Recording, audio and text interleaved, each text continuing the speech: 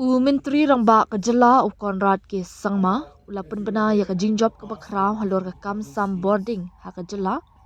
hadien bak sorkar pedeng kala menjur ya kasong pisa ke basan spa klur tingka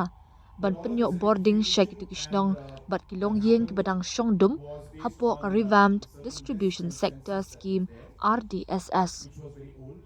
ngalalit banya keren bat ke sorkar India House nam arjar arpuar bagi tu kishnong bat kilong yeng ki belasha ye bat shimla sha kentup ha ka khana samari ha ka te kapor bat ngasngok man shibun ban pentip shapi baka sorkar India kala menjur ya kani da ka bambang hadu jan sanspa klur tingka ban penyok boarding na ka benta jongki ong ukonran haba keren shakilap thai kubor hak arpun rio trik nai wiang hadin ka jingalang ka kinhun menteri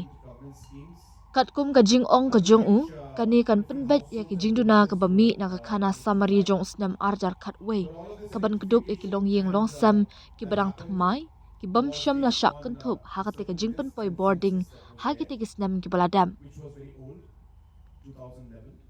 ha ki snam ki balalit no ki don ki scheme ba pher jong ka sarkar ha ka ba ki long yeng ba pher bat ki shnong ba pher ki la yo ya ka boarding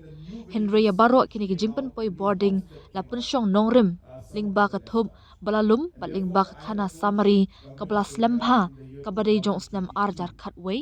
kumta kalami ka jindon kam namar kidang don buon ba kilong yeng bat kishnong ki bampat shimla shak kan thub ula ong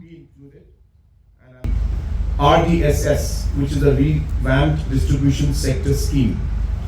As you're aware that in the past there were different government schemes under which